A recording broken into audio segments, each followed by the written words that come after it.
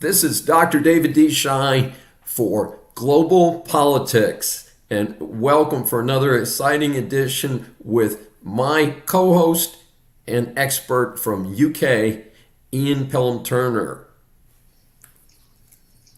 Hi, David. So, how are you today? I gather it's hot in where you are. Yes, it is. And how are things over on the other side of the pond, as we used to say? It's gloomy.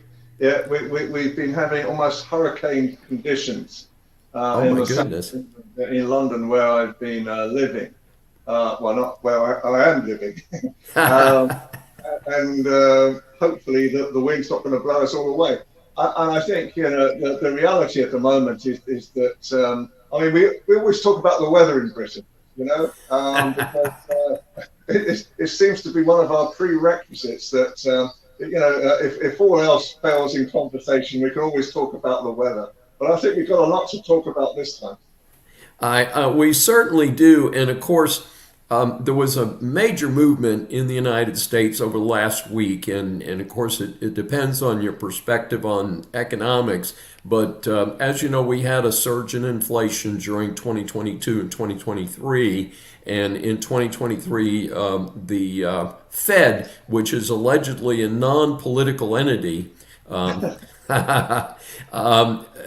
cranked down, increased the federal funds rate from basically zero to about 5.5%. And of course, everything else floated up with that. The one that seems to impact consumers or individuals most is that home mortgage rates went from about 3% to 7%.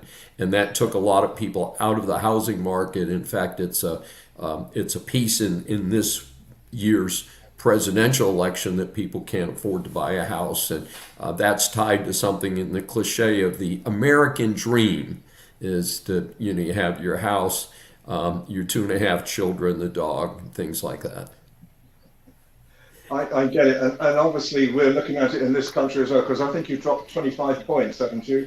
No, we dropped a whole half point, and that's interesting because the market had priced in the quarter point, the New York stock markets, but the extra half, the quarter point, a lot of commentators feel was a political gimme to the Biden campaign, which of course now the Harris-Walz campaign. But it's supposed to be a non-political organization, so it's kind of interesting. Either way, the market went up dramatically when it opened on Friday. It was up about 500 points. I think the Dow was up about 500 points. So people seem to be partying. And it's interesting because everybody ran around and said, oh, well, we were expecting it to happen anyway. But the question is how does that impact the movement by the United States Fed? How does that impact the UK?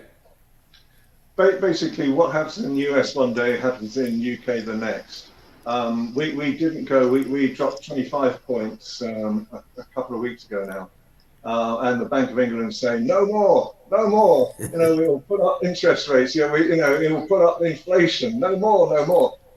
And my feeling is at the moment that there's not a necessity, as there is a necessity in America, to put more money in people's pockets right now. In fact, it's very much the other way, where this new Labour government has decided to take money out of everybody's pockets and make us poorer at the same time. So it's quite interesting to sort of see, what's happening. But I think, again, as always, we have always followed the Fed, and the Bank of England, I think, over the next few months may drop another 2 percentages really before Christmas at the same time. They've got to do something, because now Keir Starmer, our wonderful new Prime Minister, our wonderful leader, has plummeted. His popularity has plummeted to a point where he's lower in popularity than Rishi Sunak, the former and still leader of the Conservative Party. So it's quite an interesting time in British politics. But I tell you what, I mean, all of us in Britain have been talking about, the question I wanted to ask you first of all, is the president still alive? because it's the second attack. This is the 10th second attack. And my goodness, nobody was more shocked than me, because the following day, I'm then having to do 2 days on my other sort of political show talking about the details, of what Ryan Ralph did, what happened, and I've become such an aficionado now on really presidential assassination attempts at the same time. And I think, it may have fascinated Britain more than it's fascinated the United States. Well, I hope that Americans are not becoming desensitized to the seriousness of an attempt on a major political figure, regardless of how you feel about Trump.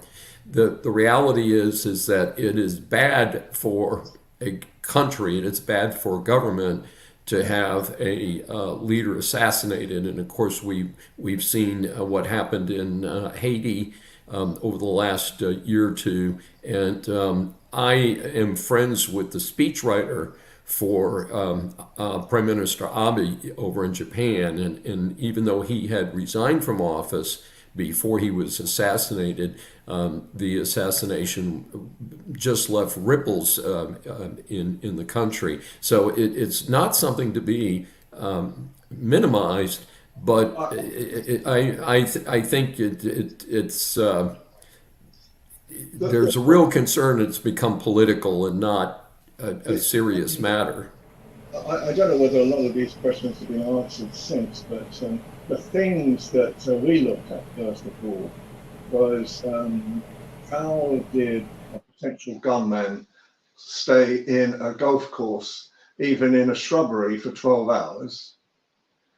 How did he know that President Trump was going to play golf? Because apparently this was a last minute decision.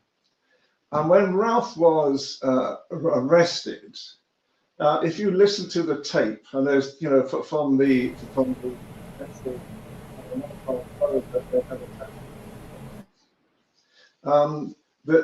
once he was arrested, they knew his name straight away. Now, as far as I could see, no one had asked him his name, because all they told him to do was back out of the truck and walk backwards. No one had asked him his name before, and yet they knew his name straight away. Now, when we look at all these things, we look at how is all this sort of happening, because in reality, it begs the question, had he sort of hacked into secret services to find out what Trump was going to do that particular day? And surely enough, why didn't the security services and even the state police as well? Apparently Ralph had stolen this truck at the same time. So there was this truck literally the other side of the fence for 12 hours on a main road, and no one picked it up. There's a lot of imponderables that I described it on the Monday like an Agatha Christie novel, because how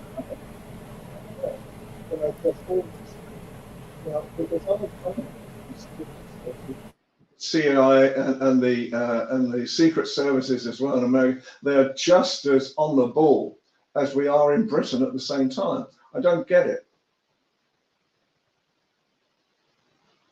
Very mysterious situation, and I don't think that we have completely understood. And of course, they're still going back to look at the first assassination attempt, and even leading Democrats in Washington have come forward and said this was a major security breach, that area which had a clear path to the podium where Trump was speaking. And he was clumsy, the young man who fired the shot that sadly killed one of the people in the audience that day. And it's there's a lot of question about how someone was simply able to walk up, apparently secreted the weapon itself, perhaps earlier that day or the previous day, but that carried a viewfinder which with him, and nobody said, this guy's going up on a sixth-floor building and he's got a viewfinder with him. Maybe we ought to stop him and talk to him. And the local police were aware of it. So there were mega failures. And being the conservative that I am, I have to ask the question is whether the federal employees who are overwhelmingly supporting Democrats. I mean, there are a few conservatives who work for the federal government, but the rank and file employees of the U.S. government tend to be Democrats. They tend to vote Democrat, regardless of who's in the White House or who controls Congress. And it does seem that there may have been a political decision. I don't think, again, I'm not a conspiracy theorist, but certainly there is something very, very wrong here. And it appears to have been repeated, but I am asking the same questions that you did. A stolen vehicle is sitting for 12 hours on the side of a busy road. Why was that not picked up? The thing is that the guy working backwards, he has a public defender. In the United States, if you say to the court when you're brought in for indictment, for arraignment, hey, do you have the money to hire an attorney? And he said, I do not have the money to hire an attorney. I have no savings. I make about $3,000 a month. And therefore, he is a public defender right now. And yet he flew from where he lives in Hawaii at the present time to this location. He had an AR-15 style weapon, which is an expensive weapon. At wholesale, they're about $700. If you buying one illegally, which is what he would have had to have done since he is a twice convicted felon for various misdeeds in the past, the question is that how did he get the weapon? How did he get the GoPro? I know what a GoPro is. And by the way, if anybody doesn't who's listening to this, it's a headgear that you put on that records what you're doing. So if you were planning to skydive for once in your life, you would probably have another person strapped to you to make sure that you did it right. You might wear a GoPro so that your friends could see what it looked like as you careen down to earth. But he apparently was organized enough to do that. I did hear someone who I might call a conspiracy theorist say that the game plan was never for Roth to survive, that he was supposed to be taken out at the same time. And so we have an illustration of one here, and it's, about $250 is what I would think they cost. Absolutely. And even bringing food with him, it's almost like he's brought his sandwiches. It's almost like a day out for him, isn't it? It's like, but the biggest thing for me, and I take on board the seriousness, and I don't put down the seriousness, is what worries me. On Tuesday, I'm a peace ambassador as well with a United Nations peace team. And so I've got to give a talk. I've got to give 7 minutes on the necessity of peace at the moment. And what worries me at the moment is, I look at what is happening right now. Do you think, and this is my worry, and perhaps it's unfounded, but my worry is that if Trump loses again, it's almost like there's going to be a civil war, because basically, 49-49 at the moment? And in reality, it appears to be only 2% of the electorate undecided. Well, that 2% are going to decide one way or the other. If it is that close again, do you think that the same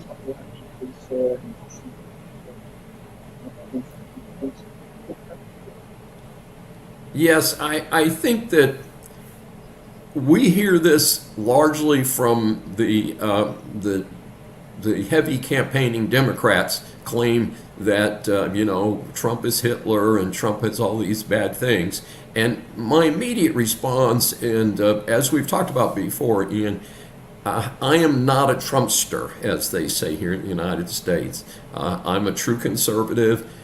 Trump's a populist. He's not in the same camp I am. And to me, he's a better alternative than the Harris-Walz ticket by a wide margin. But that's about all I'm going to do in terms of defending Trump, who doesn't seem to be able to tell a straight story. If it's in black and white, he'll somehow dress it up and take something and turn it into a bigger story, including eating cats and dogs in Springfield, Ohio, and other ludicrous statements. Absolutely. I mean, I stayed up. It was 2:30 in the morning my time when it started, and I'm listening to this all the time because obviously I've got a report on it as well, and I find it amazing. But what as I say, it just what worries me. There seems to be so much emotion in American politics right now. Do you fear for America? Yes, but I may fear for it different than what we're hearing on the headlines there. Number one is the national debt. We have just spent $1 trillion paying interest only on the national debt. And neither candidate is talking about that. That is the real crisis. We have collected Social Security from every working American pretty much for years and years and years. And it has been announced that Social Security will be bankrupt in 2030. And so the number one point is that no matter what either campaign is saying, or who's ever saying what about the other side, is they're not grasping the really critical issues. I think there's a book about the Enron disaster, the Enron bankruptcy in 2001. It's called The Smartest Guys in the Room. And I think right now the smartest guy in the room, in a positive sense, is Elon Musk. Musk is the one saying, I'm going to lead a government efficiency committee if Trump gets elected. And that may be the most interesting piece of this entire campaign. But to answer your more specific question about a riot or something like that, I saw Trump be an extremely unhappy camper about the election in November of 2020. He was a sore loser. He cried, he yelled, but the critical element that was missing is called proof. And relying on my legal background is you can tell me anything, but you better have the data to prove it. And in all of these 4 years, almost exactly since then, I have not seen probative proof that there was extensive election fraud that cost him the election. Now, what I do know is that the United States has done a pathetic, sloppy, awful job of maintaining its voter rolls. And it is important to fix that, if for no other reason, so that whoever wins or loses in the future knows that all of the people who voted were legally entitled to vote in whatever jurisdiction they were. So that's certainly a very important point, but we haven't been able to pass anything through Congress in terms of national election reform, and we have very, very dramatic distinctions between the different states, including the so-called 7 swing states. And Pennsylvania, for instance, has some real sloppy stuff going on. And so I do not expect there to be a riot, since there wasn't last time. People say, well, what about what happened in the U.S. Capitol? That was a protest that got out of hand. I think it was extremely unfair for it to be styled as an insurrection. I think we know what insurrection looks like. We just have to look at the island of Haiti. That is an insurrection, folks. What we're dealing with here, and what we dealt with on January 6th, 2021, was a protest that became far, far beyond anything that anybody had imagined. But I think the persecution, in my opinion, of those who protested that day has been dramatically overblown, and I'm surprised that the federal courts have not acted more quickly to utilize our constitutional protections. So I don't understand why it took 3.5 years to get the immunity ruling and to get the other ruling in terms of what's an insurrection and so forth. So our Supreme Court has stepped in here recently, but I do not expect, in fact, I think because of how January 6th has been used to paint Donald Trump, I think he would be very reluctant to in any way say anything or do anything that he did last time because of the blowback, which has been very costly to him. And in fact, if he loses this current election, I think it'll be due to the hangover from January 6th. And even though he, if you look at some of the objective facts, there's some very interesting pieces there, including the fact that the night before, Trump offered the National Guard to call up the National Guard, and Nancy Pelosi famously turned it down, and she has admitted that. And yet a lot of the people who are, talking about January 6th and how Trump's insurrectionist and all this seem to overlook some of the key details. And Trump was not there. So it's a very controversial issue. I don't know that it's going to get sorted out, but I am not expecting an insurrection if he loses. I do think that we will be in for some very, very hard times. And I've heard the cliche, when America sneezes, the rest of the world catches a cold. And I do not think the economy will do well under the current Democrat slate. Not all Democrats are in the far left corner, but the current two do seem to me to be pretty far over there. Now that segues very nicely into what's happening in Britain right now with the financial affairs of our Prime Minister. First of all, as you pointed out in a message to me, the winter fuel allowance for pensioners like myself is being taken away. That saves them 1.4 billion. However, pensioners are now being told to go for a new type of, well, it's not a new type of grant, but for a different type of grant that could eradicate some of this missing money. So there's 890,000 people who should be available to actually have this extra government grant who don't take for it.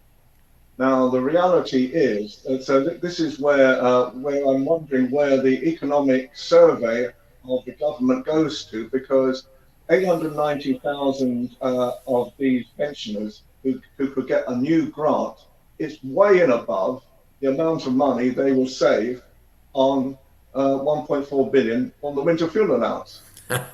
So from pure economics, first of all, there is this. I'm starting to wonder. I mean, are they counting on their fingers and their toes? How economy is going to work in Britain. But even worse than that, and you see, today starts the actual first major day of the Labour Party conference, now the ruling government in Britain.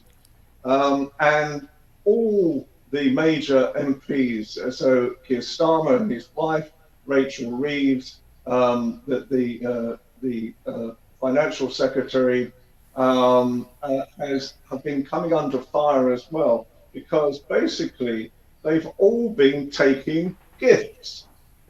Now, they've all been sort of saying to us on our TV screens this morning, does it matter that Keir Starmer has received £100,000 worth of gifts recently?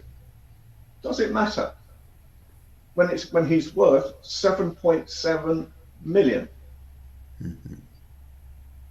He's been getting money from Lord Ali, who is a Labour supporter, for paying for things like suits. Lord Ali has been buying suits, apparently £15,000 worth of suits, glasses. He's been buying about £2,500 worth of glasses as well.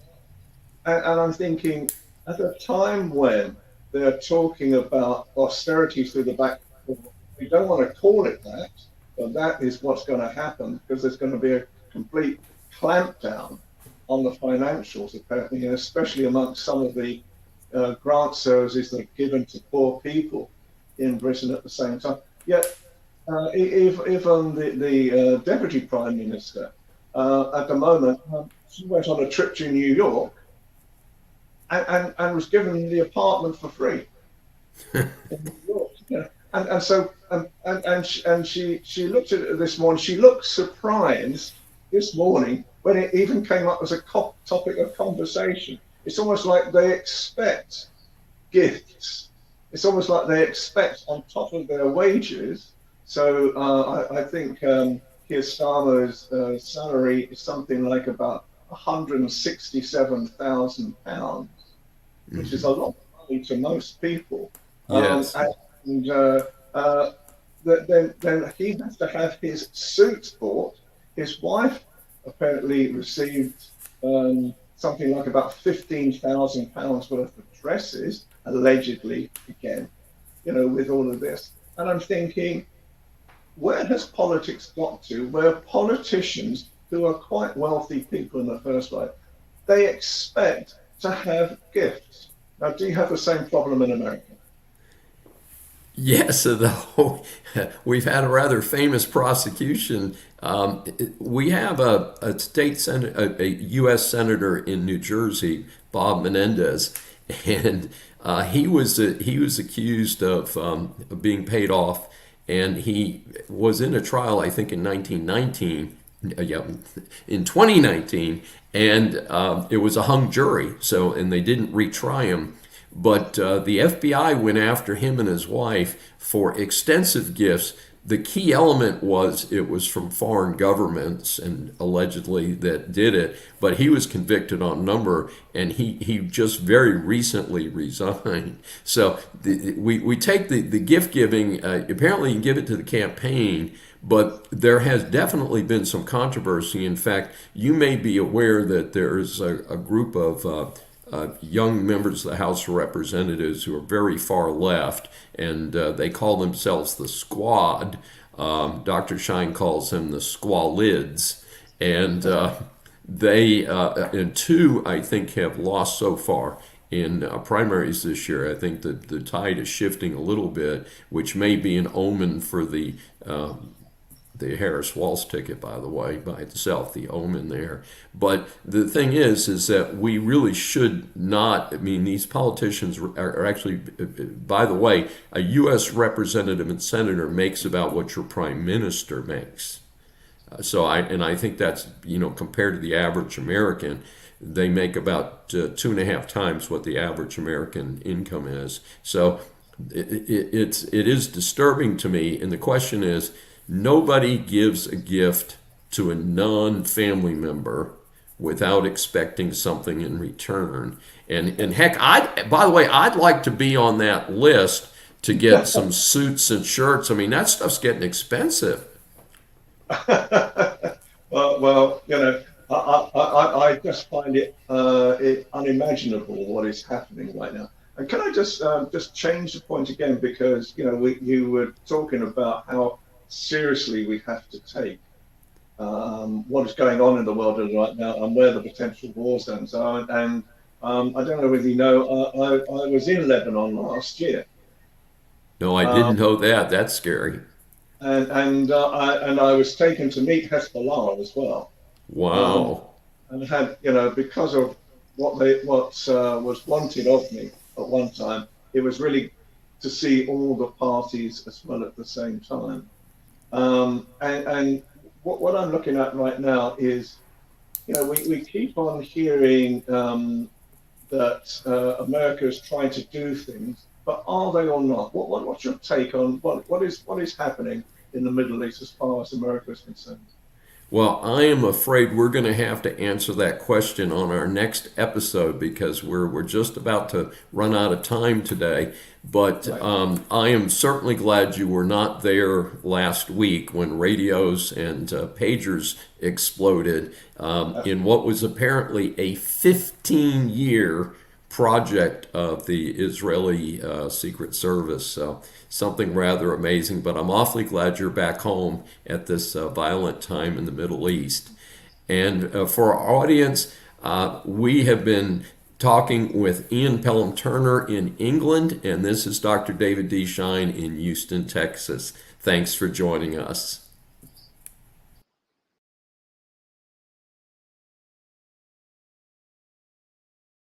We face daily cyber risks, spending over 7 hours of screen time, including 4.5 hours on mobile phones. This convenience comes with significant dangers, with cybercrime costs predicted to exceed $10.5 trillion by 2025. In 2023 alone, seniors lost over $3.4 billion to cybercrime.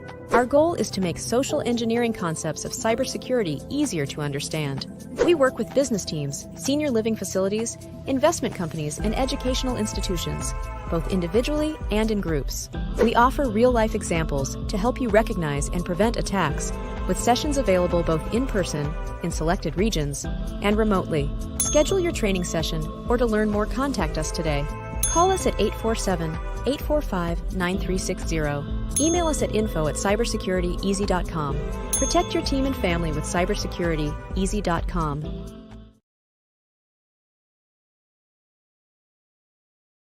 My name is Dr. Felix Kravitz, and I am the founder of cybersecurityeasy.com, LLC.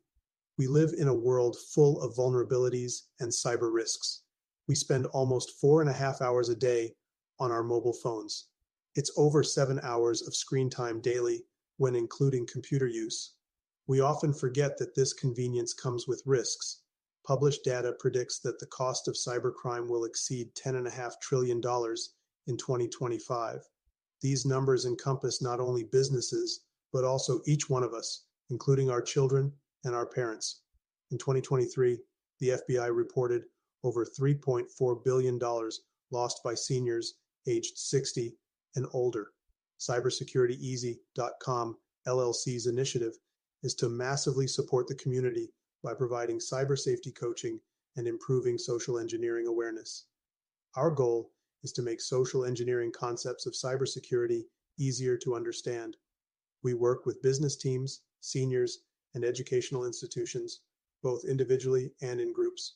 We cover various topics, from phone phishing attacks to AI-generated voice cloning, robocalls, password protection, and more, using life examples. Talk to us today. Call us at 847-845-9360 or email us at info@cybersecurityeasy.com.